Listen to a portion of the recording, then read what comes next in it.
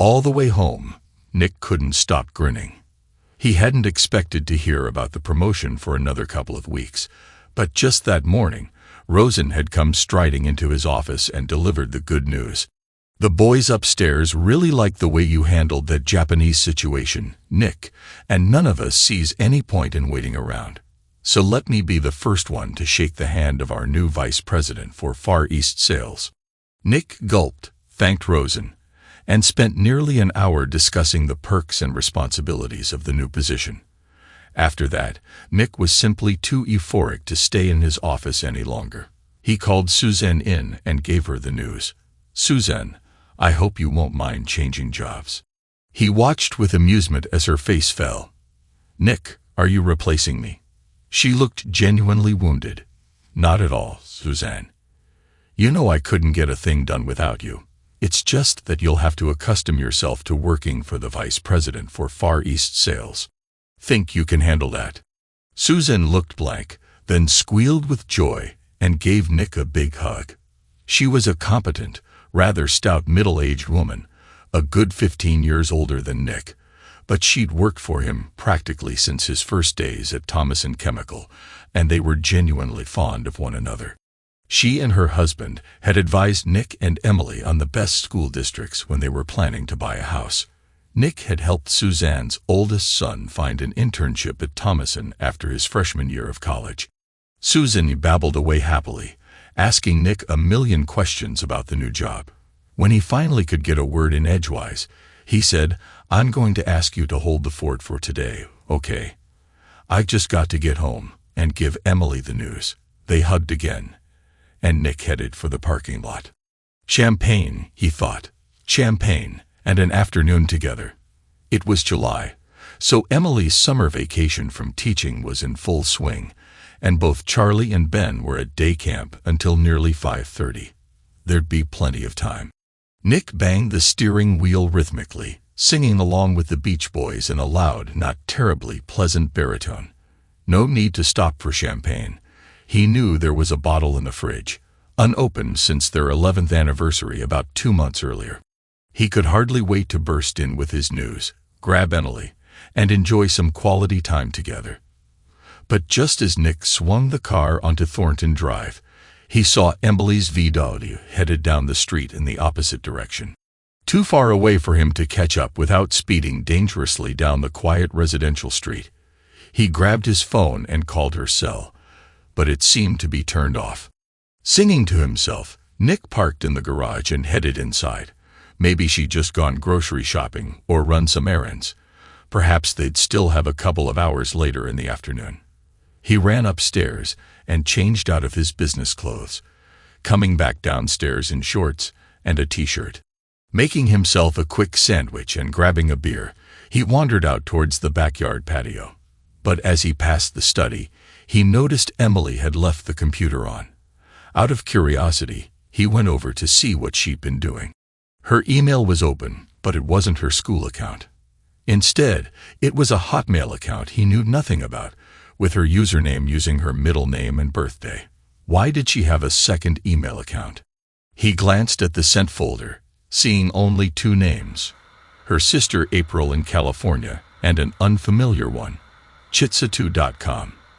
There were about 8 messages to that address, including her most recent one. Nick clicked it open. "Oh my God, your message made my heart jump. I can't risk Sunday. No telling what Nick might be doing. Let's meet there Monday at 11. I can't wait. Lovey." Nick sat back in shock, staring at the screen. What the hell? His lunch forgotten. Nick grimly settled down to dig through Emily's email and do some digging on the web. It took an hour before he had the full picture. Jason Pritzker was an educational consultant who had spent 2 weeks at Emily's school in early May, leading professional development workshops with the teachers. The picture on his webpage showed a good-looking man in his late 30s, a couple of years older than Nick and Emily. He was married with several kids and lived over in Jefferson Meadows, past the airport to the east of Columbus, about 25 miles from Nick and Emily's house in Grove City. From what Nick could tell, Pritzker had set his sights on Emily during the workshops and had pursued her since. Their exchanged messages had begun cautiously, but then became increasingly open and passionate. Pritzker had written 2 weeks earlier that kissing her had been the most thrilling experience of his life, and he carried the memory of it with him. They had met alone at least 3 times, and it was clear that while Pritzker hadn't yet been intimate with her, he was getting close. His most recent message to Emily read, "My beautiful E, I have never seen or touched anyone so stunning. You are a goddess. We need more time together. I ache to be with you completely. Can you get away on Sunday to the usual place?" Emily had apparently only confided in her sister April about the situation. Unsurprisingly, April was horrified and kept trying to talk her out of it. A week earlier, April had written, "Are you out of your mind? Remember what happened to my friend Monica? Her husband found out and threw her out of the house. Did you know she's living in a tiny apartment and only gets to see her kids twice a week? Is a brief fling really worth this if Nick finds out?" There were 3 or 4 other messages from April along the same lines, one of which said, "Nick loves you, Em, and he makes a good living and is a fantastic father to Charlie and Ben. You told me yourself that you couldn't imagine being married to a better man, and that you love him now even more than when you got married. So what are you doing?" It seemed Emily didn't have very good answers to that question, though Nick was hardly an unbiased judge. In one of her first messages to April about Pritzker, Emily had written that she wasn't planning on doing anything serious with him. It was just harmless flirting and a bit of fun. She had admitted that life with Nick could be repetitive. Teaching, cooking, cleaning, taking care of the boys, and so on. With Pritzker, she felt a spark and a sense of being admired, which she missed. More recently, Emily had written, "Just relax a little. It's just a fling. It probably won't even last a month, and I'm being super careful. But I have to say, it was quite exciting when we were affectionate. I think being with him will be amazing, and then it'll be over. And Nick will have me back, happier than ever." Nick knew he had to get out of there. He didn't want to see Emily. He needed to process the shock, pain, and anger. He left the computer exactly as he had found it, finished his sandwich, and tidied up the kitchen before changing into his business clothes and leaving the house.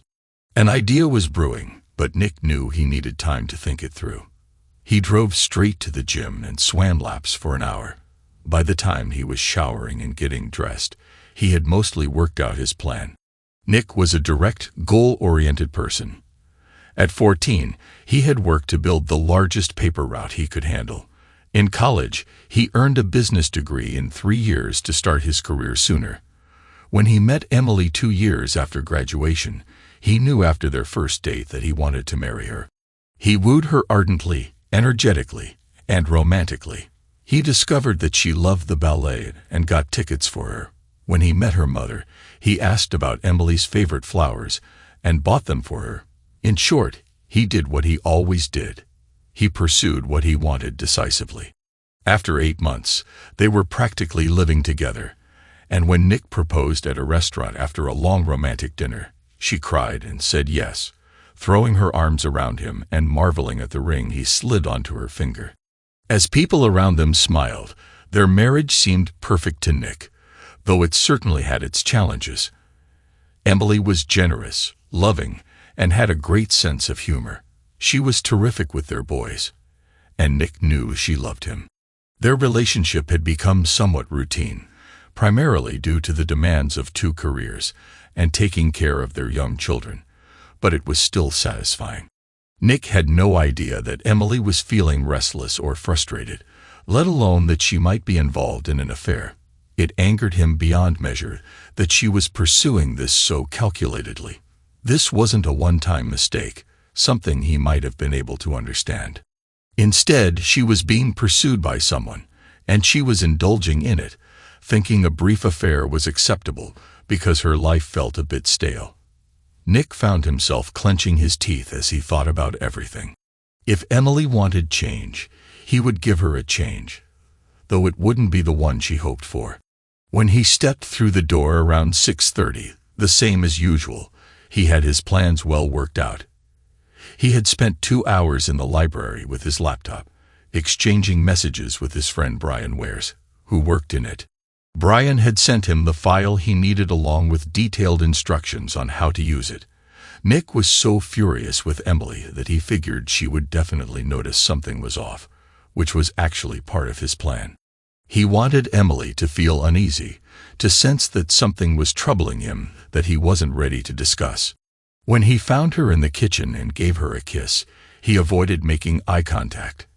He pulled away from her hug a bit faster than usual and went to greet the boys more abruptly than normal. At dinner, he allowed himself to seem distant and troubled. Emily noticed this, and he could see it was confusing her. After the boys were in bed and they were watching TV in the bedroom, Emily asked, "What's wrong? Is it something at work, honey? You seem so distracted tonight." She was concerned but not frightened. He could see she didn't suspect anything to do with her. He sighed heavily. "I've just got some stuff on my mind, that's all. Some decisions to make about work." "Is it that promotion thing still up in the air?" she asked. Nick looked at her seriously, holding the silence a moment too long. "No, it's nothing like that. Nothing with work." Emily slid over to take his hands. "Then what, baby? Don't let it twist you up. Tell me what's going on." She was all love and support, and it infuriated him. He pulled his hands away and said, "I'm not ready to talk about it. Maybe in a few days. I need to do some thinking first." Emily stared at him, troubled by how uncharacteristic this was. She still wasn't frightened. It hadn't occurred to her that he knew about her affair with Pritzker. "Okay," she said finally. "Just don't shut me out. I love you. Let me help." He grunted noncommittally and turned back to the TV, feeling her gaze on him. Around 10:30, Emily went down the hall to check on the boys, and when she returned, she went into the bathroom to get ready for bed. When she emerged, Nick knew what she had in mind. She was wearing a light blue nightgown, her favorite, and had brushed out her hair, leaving it down around her shoulders. She looked fantastic, but Nick was too upset to notice. He was furious, hurt, and angry. He had given Emily everything: his heart, devotion, hard work, and 2 fantastic boys they both adored. Did she think his life was always filled with excitement and that he was secretly unfaithful with someone else? No, that wasn't the case. While the email to Pritzker was unsettling, it wasn't enough to deter him from his plan. At 10:15, Nick pulled his car back into the driveway. He had already informed the office he'd be out in the morning. His plan had been to surprise Emily as she was getting ready to meet Pritzker, but she canceled that meeting. Instead, he found her on the phone, likely with her sister. She turned to him in surprise. "Hi, Nick." "Ah, give me a sec. April, Nick's come back home. How about if I call you later?" "Okay, bye." She hung up and came over to Nick. "Is everything okay, honey? I didn't expect to see you this morning." Nick gave her a serious, troubled look. "Just come sit in the living room with me, okay? I need to talk to you." She sat on the couch and watched him pace, acting uncertain. He saw her worried look and finally sat in a chair across from her. "Emily, I was going to talk to you about this tonight, but I realized there's no reason to wait. There's no good time to say it. I'm moving out. I think I'm going to get a divorce." He watched her as her mouth dropped open in shock. She stared at him, swallowed hard. "Nick, why? We love each other. We have a great marriage. Why?" She began to cry. "Why would you do this? Walk out on me and Charlie and Ben?" He got up and paced the room, delivering the words he had been thinking about since Friday. "There's just no spark anymore, Emily. Married life is so repetitive. I go to work, come home, play with the boys, get them to bed, watch TV with you, and we kiss each other goodnight before going to sleep. Then we do the same thing the next day. I need something new, something that excites me, something that makes me feel alive." He stopped and looked at Emily, who had gone pale. He wondered how obvious it was that he was reflecting her own words to her sister back at her. "I've met someone," he said. "No," she shouted, looking desperate. She jumped up. "Please, Nick, please tell me you're not." She broke down sobbing. "I'm not having an affair, Emily. I wouldn't do that to you. I haven't even kissed her or touched her yet. And I won't, not while we're still together." He stopped, watching her cry, her whole body shaking. Then he spoke his final sentences. "I want that spark. I want someone who will make me feel attractive and alive again, instead of feeling like a drudge who's getting old before his time. Listen, I'll be away on a business trip until Friday. I've got a motel room reserved for when I get back. I'll call you, and we can find a time to talk and figure out how we're going to settle things. If you want to speak to a lawyer, that would probably be a good idea." She gazed at him in horror as he pulled out the suitcase from behind the couch. "No, Nick, please. Can't we?" "I'm so sorry, Emily," he said, and turned to leave, listening to her sobs of despair behind him. As angry and hurt as he was, he still felt for her. She was in agony, and part of him that thought serves her right battled with the part that wanted to come back into the house, hold her in his arms, kiss away her tears, and tell her everything would be all right. As he thought to himself with a grim satisfaction, Nick sat at his desk staring out the window. He had gone straight to work.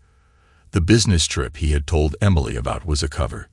He wanted her to have a few days to feel miserable. He had asked Suzanne to come in and briefly explain the situation to her. "Emily and I are having, well, a little tension at home, so I'm staying away for a couple of days. She thinks I'm on a business trip until Thursday night, in case she happens to call." Susan looked troubled. "I'm so sorry, Nick. Is there anything I can do?" He shook his head. "Thanks, no, Suzanne. I hope we're going to get through it." She smiled a little and said, "Been there, done that. Ralph and I once split up for almost a month, way back before we had the kids. It was pretty grim at the time, but now we look back and joke about it." They chatted a bit more before Suzanne went back out of the office, and Nick realized he felt a little better. "God knows I'm not the only guy who ever had marriage trouble," he thought to himself. The 3 days passed quickly. Nick booked a nice room at the Hyatt on Capitol Square so he could walk to and from his office. He worked late every day, getting back to his room around 9 p.m. for a quick room service dinner. He accomplished a lot, sketching out his short-term and long-range plans for his new department, making phone calls, and emailing his contacts in Tokyo. He checked his cell phone a couple of times a day, always finding one or more messages from Emily, which he deleted without listening. He did the same with her emails after glancing through them, to make sure there were no problems with his sons. Nick was lonely, of course. He missed Emily, despite his anger, and he missed the boys like crazy. He even considered parking down the street from his house to catch a glimpse of them, but decided to wait until Friday. The business trip gave him a taste of what a divorce might actually mean, and he didn't like it one bit. The plan was to scare Emily, really put the fear of God in her, and see if that was enough to get her to reconsider and repair their marriage. If not, he would deal with it then. With a degree of self-restraint that made him proud, Nick waited until Thursday afternoon to check Emily's secret email account. He wanted to see what she'd been up to but didn't want to torment himself constantly. When he looked, he found nothing to her from April. Obviously, she and Emily had been talking on the phone. There were 6 messages from Pritzker since Monday morning. Why had she changed her mind? What had happened to the connection they had shared? What had he done wrong? Why was she mad at him? Clearly, Pritzker had known how close he was to getting Emily, and it was frustrating to be denied now. Nick smiled to himself as he saw that Emily had ignored the first 4 messages. In response to the 5th one sent on Wednesday, she simply wrote back, "Jason, let it go. I'm not going to see you again. Stop contacting me." Pritzker had written once more, but half-heartedly, saying, "Okay, but keep me in mind." He knew he had lost at least for now. And Nick thought, "I've won at least for now, but for how long?" That was the question. What was to prevent this from happening again? On Friday, Nick called Emily from his cell. He tried to sound businesslike without being too brusque. "Hi, Emily, it's me. How are the boys?" "Nick, my God." He heard her starting to sniffle. "How are you? I've missed you so much, and the boys." She started to cry. "I'm getting on the plane in a few minutes, okay? I'll be home for dinner tonight. I was wondering if your parents could maybe take the boys on Saturday and keep them overnight for a visit, so you and I could have some time to talk." He could hear her pulling herself together. I'm sure they'd love that. I'll call them today and set it up." "Honey, what would you like for dinner tonight?" "I'd like to make us something really special," Emily said. Nick grinned. "Oh, I don't care. Don't go to any trouble. Just make something that Ben and Charlie like, hot dogs or whatever." "Okay, honey." She was obviously disappointed. What was she expecting? That he'd fall right back into her arms? Nick shook his head. "Gotta go. See you tonight. Bye." He hung up, not waiting for the "I love you" that was sure to follow. Nick's return was fantastic. The boys were all over him, wild with excitement. He let them wrestle him, clutch him, and tell him all their stories of the past few days. They were thrilled with the Columbus Clippers hats. He bought them and ran to get their baseball gloves so they could have a catch in the backyard. Emily watched all this with obvious sadness. He let her hug him when he arrived but pulled away far sooner than she wanted, and her eyes followed him despairingly as he threw himself back into the lives of their sons. Maybe she'd hoped that a shocking announcement had only been a mirage, that things would go back to normal, but it clearly wasn't happening. Nick let Ben and Charlie stay up ridiculously late, almost until 11 o'clock, partly to prolong Emily's obvious misery, but mostly because he just missed them. It wasn't until they could hardly keep their eyes open that he agreed with Emily that it was time to get them into bed. After the last story and the last glass of water, he wasted no time getting ready for bed himself before Emily could attempt either a conversation or anything else. Nick already had his head on the pillow and the light out. She still tried. "Honey, could we talk for a few minutes?" Nick smiled to himself in the dark. "Tomorrow, okay. This was an exhausting trip, and the boys wore me out tonight. Are your folks taking them tomorrow?" "Yes," Emily said. "I said I'd drive them over around 11 o'clock. "Okay then, sleep well." He offered her no kiss, no hug. Now that he was home again, the anger that had died down a bit during his busy week at work was roaring through him. It took him a long time to fall asleep, and as he lay there, he was aware of Emily tossing and turning as well. Saturday breakfast was subdued, though you wouldn't have known it by Charlie and Ben, who were jumping around with extra energy. Dad was back, and they were going to Grandma and Grandpa for an overnight visit. "Can we take our baseball gloves and our new hats? Will Grandpa play baseball with us?" they asked. Nick quietly enjoyed Emily's mournful looks, and when she was ready to drive off with the boys, he just said, "We'll talk when you get back."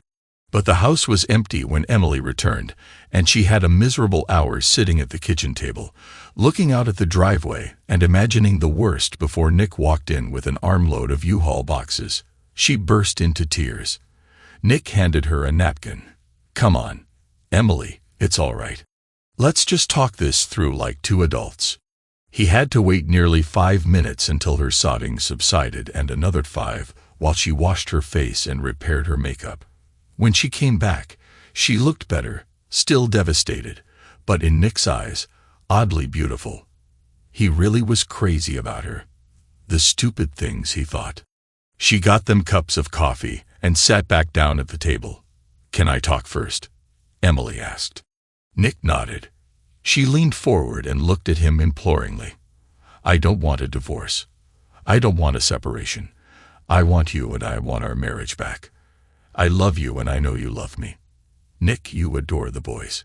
We should be together. And I'll do anything I can to make our marriage better. Anything. Just tell me where to start." He gazed at her, keeping his face neutral.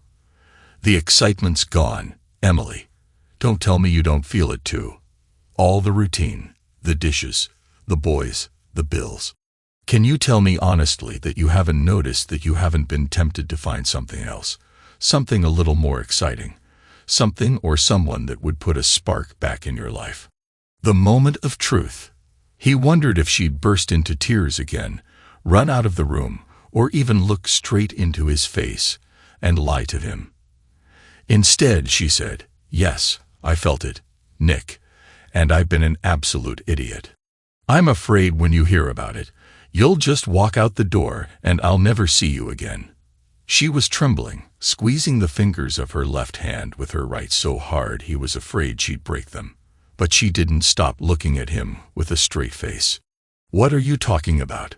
he asked stiffly. She got up, went to the cabinet above the refrigerator, and pulled out 3 pieces of paper. "I just couldn't bear telling you about this, so I wrote it all down. I'll go into the bedroom and give you all the time you need.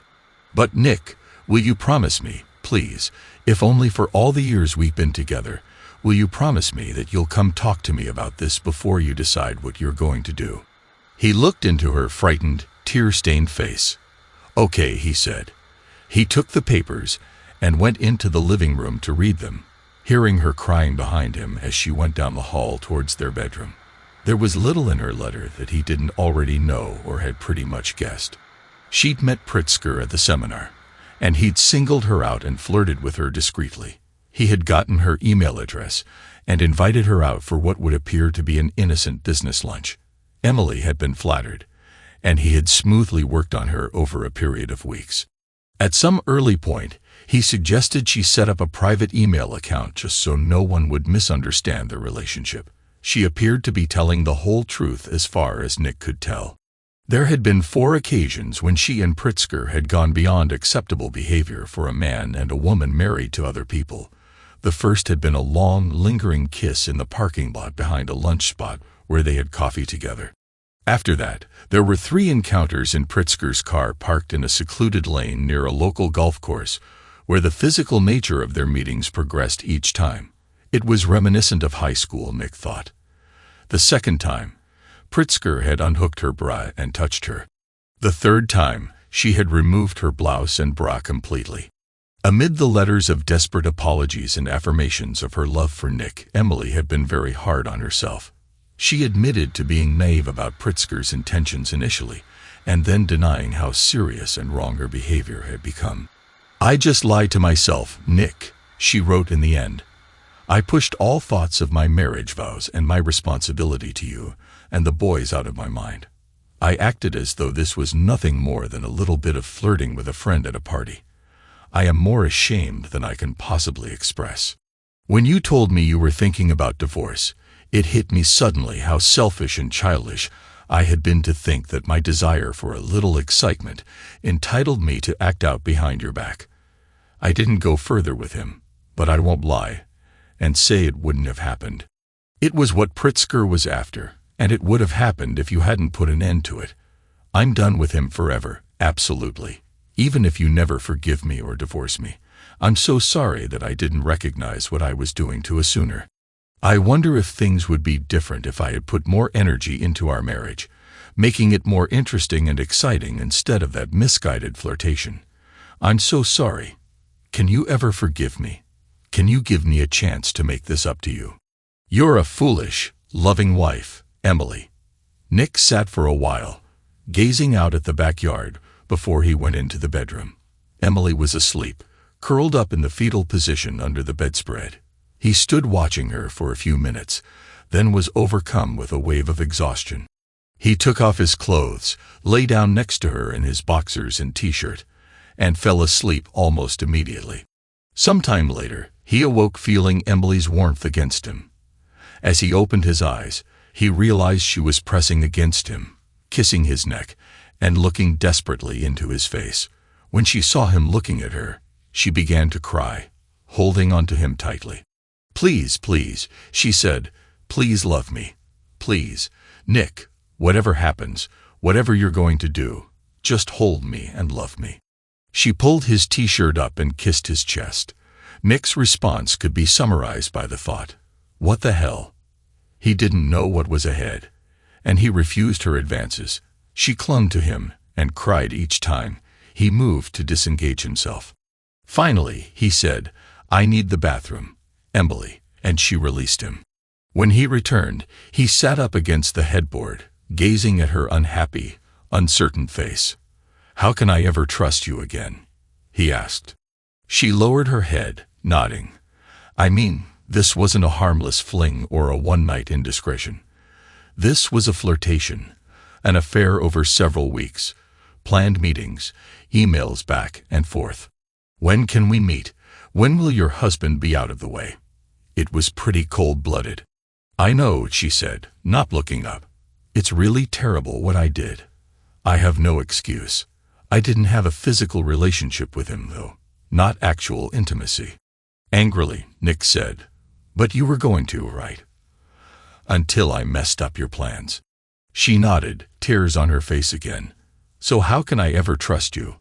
How can I live with you after this without wondering when the next person will come along and work their way into your life?" Emily sat up straight, brightening. "You mean you're thinking about it? There might be some chance we could." She looked hopeful, but very nervous. "I don't know," Nick said. "Once burned, twice shy, right? I mean, you touch a hot stove and burn yourself. Maybe you learn your lesson. But there's also the thought, once a cheater, always a cheater. How do I know that if I find some way to get past this, to get over your betrayal, you won't do it again in a couple of years, once the dust has settled and everything is back to normal and life starts getting a little dull again?" Suddenly, he wanted to be out of there. He didn't want to talk anymore. He jumped up and started putting on his clothes. When Emily began to speak, he raised his hand. "No more, Emily." "Okay, not now. I'm going out. Make some dinner or call me, and I'll pick up some takeout. We can talk then." He left the bedroom. For some reason, the second, third, and fourth shots he took at the range were perfect drives, nearly 250 yards right down the middle. The next 50 were scattered, but he worked up a sweat, and the hour spent not thinking about his marriage was a relief. The relief ended on the drive back home, even though he took the long way around the park, enjoying the bright sunshine and the sight of joggers and bikers. He was still plagued by his questions. Emily had made a pella with shrimp and chorizo sausage, one of Nick's favorite meals. They ate it in near silence, with her anxiously examining his face for clues about his mood. When they cleared the plates, he said, "Let's go sit on the deck." She brought out 2 cups of coffee, and they sat at the little table. "Okay," he said, "the ball's in your court. You've screwed things up. How are you going to fix them? Do you want to stay with me?" "Nick, I love you," Emily said. "I love you and the boys. I don't want to be a single dad in a small 1-bedroom apartment, seeing my kids on alternate weekends. But you've just blown this marriage up. How do you propose to put it back together?" She started to cry again and waved her hand at him. "Wait, please wait." She took a shuddering deep breath, brushed the tears off her face, and said, "I promised myself I wouldn't cry anymore. Just give me a minute." She stood up, arms folded tightly across her chest, and walked a few times around the deck before sitting back down to face him again. "Here's how," she said in a tight, almost strangled voice. "First, I confess everything to you, every part of my foolish behavior. I've tried to do that in the letter, and if you have any more questions now or later, just ask, and I'll answer them. Second, I apologize to you, not just once, but as many times as it takes until you really know how sorry and ashamed I am. Ashamed of what I did and sorry for the pain I caused you." She knelt before him, putting her arms on his knees and looking up at him. "I am so sorry, Nick. I hurt you. Very badly, and there's no excuse. I was a selfish idiot. I hope there will be a time when you'll be able to forgive me. But I know it's not now. Not yet." Still watching him, she got up and returned to her chair. "Third, I will make it up to you every single day by showing you that I can be a loving wife who is devoted to you, who appreciates you, who wants to make you happy, and who is happy just being your wife." She ticked off the points on her fingers. "I'm going to be loving, patient, supportive, attentive, and fun. I'm going to pamper you, cater to you, and make sure you're getting what you need. And that includes our intimate life. I know things have gotten a bit routine, but no more. If I have to work on improving our connection and making things more exciting, I'm willing to do that. And what about the other woman? Nick asked, keeping his face neutral. Emily bit her lip. I don't have control over that. I'd like you to never see her again, but it isn't up to me. But I know what I'd like. Do you think we could try for a month? Just you and me, with me doing everything I can to make you happy, keep you interested, and show you how sorry I am, and how much I adore you. Nick got up and walked to the far end of the deck, his back to Emily. Grinning to himself, he felt a strange mixture of anger, excitement, and pride. He had done what he always did, figured out what he wanted, gone after it, and gotten it, or at least it seemed that way. He turned around. Okay, Emily, I'll give it a month. It's not like I was in a big hurry to walk out of this house and away from the boys, and I won't see her again while we're trying to fix things. Emily jumped up with an eager smile and came towards him, but he raised a hand to stop her. But don't think for a minute that I'm not furious with you, or that I trust you one bit, because I don't. What you did was shabby and cheap, unworthy of you, and certainly unworthy of the love I've given you. It just sucked. He turned away from her and stomped back into the house. A month went by, and then a couple of weeks more. Nick didn't bring up the deadline, and Emily certainly wasn't going to. It was okay. Things were okay. It seemed to him they were getting along, and Charlie and Ben seemed totally unaware of any problems. At least that was a good thing. Emily was attentive, devoted, and loving. They were intimate as much as Nick could have wanted, and she was almost desperately eager to please him. It wasn't just about their intimate life. There were back rubs, special desserts, and a weekend away at a charming bed and breakfast by the lake, while her parents took care of the boys. Emily watched him constantly and catered to him, trying to please him as if her position depended on it. So why wasn't he happier? Nick reflected on this while he was in the middle of a frantic afternoon at work. Unable to concentrate, he shoved his paperwork aside, leaned back in his chair, and put his feet up on the desk, giving himself 15 minutes to think.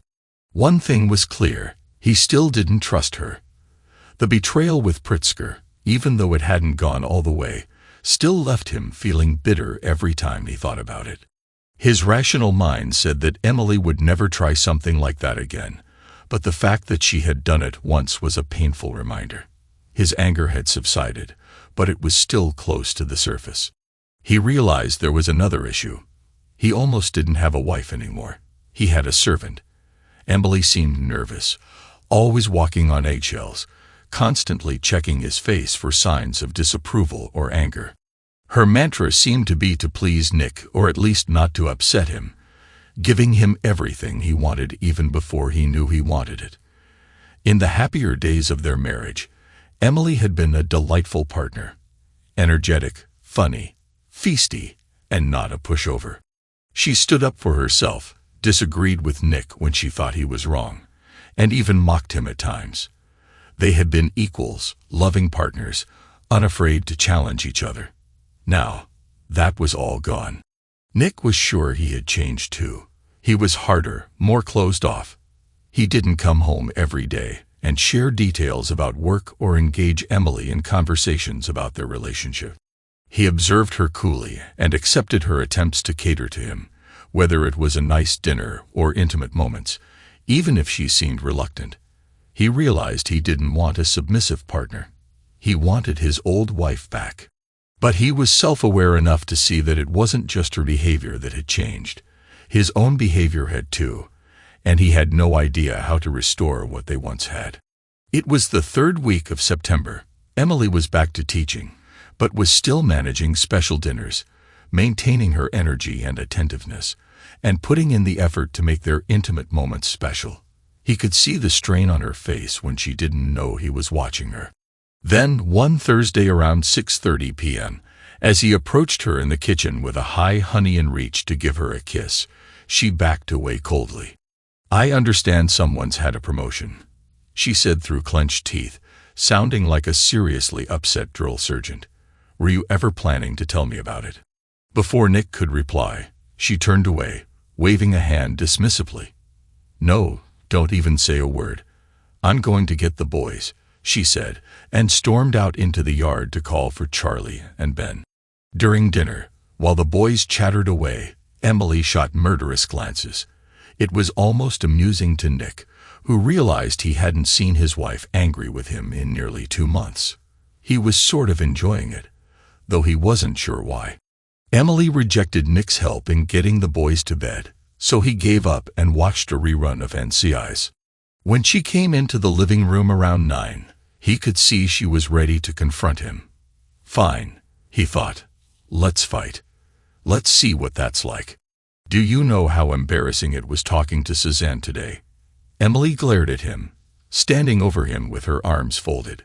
"She needed to remind you to bring your passport and arrange for the visas for your trips to Japan and Singapore." And then she said, "Oh, Emily, you must be so proud of him with this big promotion and all. Did you have a big celebration?" I was so stunned I didn't know what to say. I stammered something about it being great. I felt like an idiot. "Nick, Susan knew you were promoted back in July, and here it is more than 2 months later, and you haven't mentioned it. Was I supposed to go the rest of my life, not knowing I was married to the vice president for Far East sales? Is that none of my business all of a sudden?" She paced around the room, then sat down in the armchair across from the sofa. Nick hadn't opened his mouth. She continued, unable to believe he kept this from her. She was humiliated, furious, and it seemed like her anger was letting her discharge some of the tension from the past few weeks. "I know our marriage is on thin ice, and I know it's because I made mistakes. Believe me, there's not an hour that goes by when I don't think about that. But you promised that we would both give it a try, staying together, and I thought that meant talking to each other, sharing news about significant events, like, I don't know, a huge promotion." Emily's mouth snapped shut, and she glared at him. Nick could see her eyes were tearing up. "Well," he said, "you certainly seem to be worked up about this. You think?" She interrupted, "But I wonder whether Suzanne mentioned exactly when I got the promotion." Emily shook her head. "She just said it was in July sometime. And you happen to remember anything else I found out about in July?" Her face went pale, and she looked down. "Yes, of course I do. I learned about you in Pritzker before I got a chance to tell you about the promotion," he said, letting his voice harden. "By the way, I learned about it the same day I came home at lunchtime, and found your email open, and saw your messages to that person." Emily gasped and stared at him. He had never told her this before.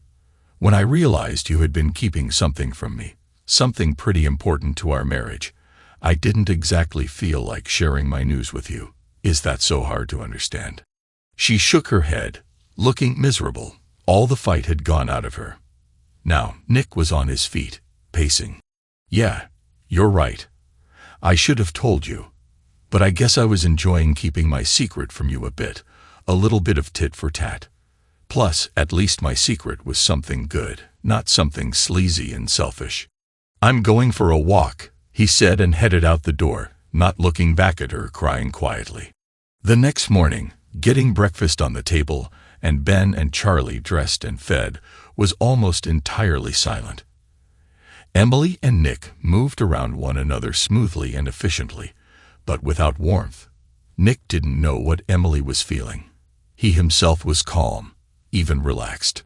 Their argument the night before and his long walk around the neighborhood had brought some things into focus for him. When she came back into the house after seeing the boys onto the school bus, she headed for the bedroom without a word. His voice startled her, and she jumped a little.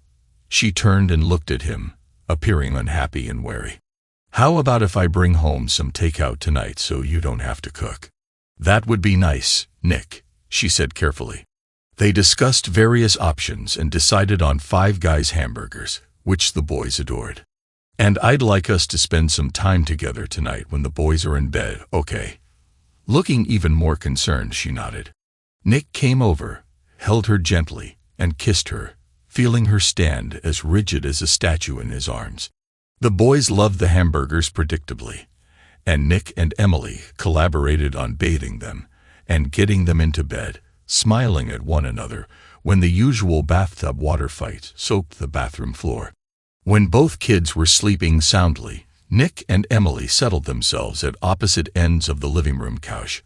The warm, comradely feeling they'd had while taking care of Ben and Charlie had dissipated, and he could feel the tension coming from her. "Okay," he said, watching her weary eyes. "Last night was good, I think." Emily looked surprised for a moment, then her face softened. "Yes, I think so too." They both stopped and laughed. Nick said, "I have some things to say, but you can go first." Emily said, "The reason I think it was good is because it hurt me so much. I mean, though you were with this huge promotion, this exciting new job, and probably lots more money, and I didn't know anything about it. You kept this huge secret from me. I felt so excluded and so betrayed. I was so angry, and then you told me exactly when you found out. Of course, I understood why you hadn't told me. All this time, I thought you only learned about my affair when I told you in the letter. I had no idea you found it out on your own. My God, Nick, I am so sorry for that." She sighed. "That took the wind right out of my sails. But when I thought about it later, I realized what a good lesson it was for me. For weeks, I've been feeling so terrible about what I did, how badly I've hurt you, and terrified you're going to leave me. And this is the first time I just felt hurt myself. How could you do that to me? And then I realized, well, Emily, maybe for the first time you're getting a tiny taste of how Nick has been feeling all this time. Betrayed, left out, kept in the dark. Except the secret I kept from you was 1,000 times worse." She stopped, looking down, and you could see the tears on her cheeks. "So I figured, anything that hurts me that way and lets me be in your shoes a little bit is probably good for me. I've been feeling so guilty and frightened that I haven't spent enough time actually thinking about how you must be feeling." She laughed sadly. "After last night, that problem is gone." Nick waited, but Emily was done talking. He said, "Yeah, I think so too. That's one of 2 reasons last night was good. But the other, strangely enough, is that it was the first time in more than 2 months that you've stopped cringing around me. You were furious. You really let me have it. And guess what? I realized I missed it." They smiled at each other, both amused. "I mean, I wanted you to be more accommodating for a while, feeling guilty and ashamed, terrified I was about to walk out the door. But it's starting to get old. You know, obsequious Emily is not the woman I married. She's not the woman I love. And I realize that while you keep wanting me to trust you again, you haven't been trusting me not to leave. I mean, you don't trust that I love you, and that I'm trying to give you another chance." He was getting a little agitated now and took a breath.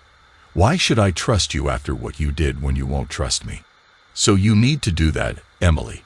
You need to start being yourself and remember how long I've loved you." He paused again. "Maybe you were being a doormat because you thought I was insisting on it. But I'm done with that. The month I promised you has stretched to 7 weeks, and I'm still here. I'm still here, sleeping in bed with you every night, and I'm not seeing anyone else." He watched her think about it, and then she nodded. "Okay," she said. "I'll work on that." They spent the rest of their evening apart. At 10:20, Nick was suddenly so exhausted he couldn't hold his head up, so he undressed, brushed his teeth, and went to sleep. Later, he felt Emily slide into bed behind him. She kissed the back of his neck, and then snuggled up to spoon him. Nothing particularly dramatic happened after that. Nothing sudden, but things started to get better. He noticed after about a week that he felt warmer towards Emily, that their conversations were easier and a little less stilted. One night, when he forgot to stop for the dry cleaning he said he'd pick up, she snapped at him for being thoughtless, then stopped, looking at him a little worried, then shrugged her shoulders and went back to cooking. "You're right, Emily. Sorry, I'll get it tomorrow. I promise," he said. He watched her look back at him with a little half-smile. "Okay," she said, and they let it drop. The next morning, Emily was in the kitchen when Nick walked in. "I did it today," she said quietly, her back to him, facing the stove. He'd just come home from work and knew right away what she meant. They had discussed it and planned it a few days ago, how Emily was going to contact Pritzker's wife in case she didn't already know about the affair. "How did it go?" he asked. She came over, gave him a quick kiss, looking tired and a little pale. "Not as bad as I was afraid it would be." When I explained why I was calling, there was this long silence, and then she said, "Actually, this isn't the first time I've heard this story. Turns out Jason's been pulling this on her for years. She's caught him twice before. So I apologized again, got her email address, and forwarded all her messages to her in case she needs them for evidence." She said, "After the last time, I told him and absolutely promised her parents that if it ever happened again, he was gone. I think she was going to call a locksmith right away so he wouldn't even be able to get into the house." At the end of the day, he gave her a slight smile. It couldn't have happened to a nicer guy. Emily sighed a little and put her arms around him, resting her head on his shoulder. "I'm so sorry, Nick.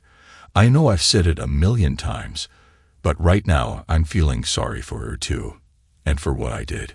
3 kids and married to that selfish person, about to be a single mom, and what I did didn't help at all. Honestly, Emily," he said, "and I'm not even trying to make you feel better, but if he hadn't gone after you, it would have been somebody else. The guy is a lowlife. I can feel sad for his wife and kids too. But Pritzker has it coming. They were doing better, they were almost there, but he couldn't let it go just yet." A few days before Halloween, Nick came into the office and found Suzanne weeping quietly at her desk. "Suzanne, what's wrong?" he asked. She looked up, embarrassed. "It's nothing. It's just Matt." Matt was Suzanne's son. He was 26. Nick took her hand gently. "Come on, let's go into my office." He settled her down on his couch and closed the door. "Is he all right? Is he hurt?" She shook her head. "No, it's not that. It's Tina, his fiancée. She broke up with him." Nick sat with Suzanne for a while, listening quietly, patting her hand. The story came out. Matt and Tina were only 3 months away from their wedding, and he had made a mistake. He and his friends got really drunk on a trip to Miami Beach, and he ended up having a one-night encounter with someone he met at a bar. Tina heard about it through mutual friends and broke off the engagement, returning Matt's ring and refusing to speak to him. "Suzanne," she said, "Matt knows he messed up, Nick. He's beside himself. He's apologized, told her he'd do anything to make it up to her, and promised he'd never make such a mistake again. He even asked about counseling, but she's just so hurt and angry. It breaks my heart, not just because Matt's my son, but because they were so good together. They really made each other happy. It's such a waste, a great relationship thrown away because of one really poor decision." They talked about it for a while, and Susan eventually started to feel a little better. She gave Nick a half-smile. "Thanks for listening to me, Nick. I'm sorry for getting so emotional." "Don't be silly, Suzanne. I'd be upset too. I'm sorry for Matt. Maybe after some time has passed, Tina will give him another chance." Susan went to the ladies' room to wash her face, and Nick finally sat down to work. But the story kept popping back into his mind all day, making him reflect on his own situation with Emily.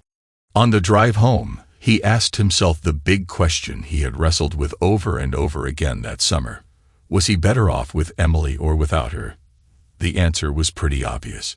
Did he want to be a divorced man, seeing his kids a couple of times a week at best, living in an apartment, trying the dating scene again? No. Did he think Emily would ever cheat on him again? Well, nothing in life is ever a sure thing, but she had owned up to her mistake and done everything she could to make it up to him. Did he still love her and find their family life fulfilling? That was the easiest answer of all. He called Emily from the car. "Hi, Emily. Listen, do you think you could get a sitter on short notice? I'd like to take you out to dinner tonight." "No, nothing special is going on. I just want some time with my wife." "Yeah, okay. I'll be home in 20 minutes. You can tell me then." "Thanks." At dinner, Nick loved the meal at Bistro Romano, and Emily was a little tipsy, having enjoyed most of their bottle of wine. Since Nick was driving, he paid the sitter, watched her leave, then locked the front door and turned off the outside lights. Emily was waiting for him by the stairs, smiling, but he said, "Come into the kitchen with me, would you? I'd like another half glass of wine." She had been wary at first, wondering if something serious was on Nick's mind, but after a nice dinner, she was feeling relaxed and happy. They sat down, and Nick told her about Suzanne's son and his broken engagement. He reached across the table and took Emily's hand. "I've been thinking about it all day. Such an unhappy ending. Such a waste of what sounds like it was a great relationship. I don't want an unhappy ending for us, Emily, but I want this to be over. You and me. It's time to decide once and for all. I love you with all my heart, but going forward, can I trust you? No, I cannot. I cannot live every day of my life wondering if my wife is being unfaithful. I cannot live with the fact that you thought about being with another person. In all the years we've been married, I never thought of loving or sharing a bed with anyone other than my wife. But you not only thought about it, but acted on it until I found out. I would never know if you were truly sorry for almost making a mistake or sorry that I caught you. Yes, you never had a physical relationship with him, but you shared tender moments with someone who was not your husband. That makes me feel inadequate, like I cannot make my wife happy. In the last few weeks, you've been a wonderful wife, doing everything to try to win me back. But I cannot find the person I married. I wanted to scare you to try to win you back, but what I forgot is that I am your husband, and I should not have to fight for your love and faith. A marriage is like a house, walls of love, and a foundation of respect and trust. For you, I have lost both. If we decide to stay together, there may be days in the future when we wake up and fight, and I might bring up your indiscretion, which would be painful for us both. I don't want to hold on to painful memories, so let me leave with the good ones.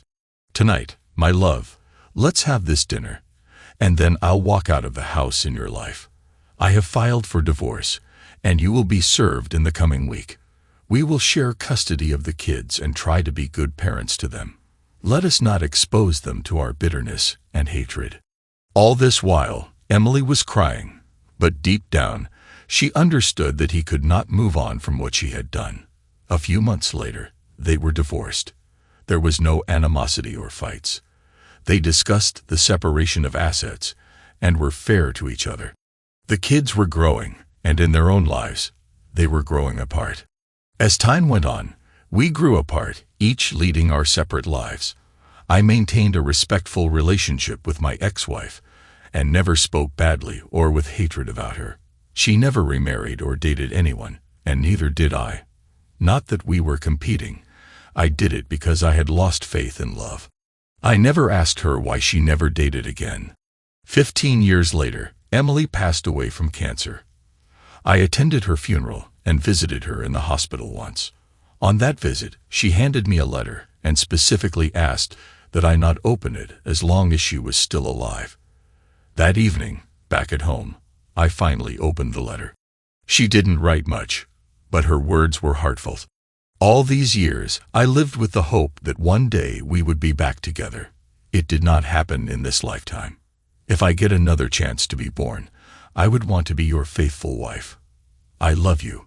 Yours forever, Emily.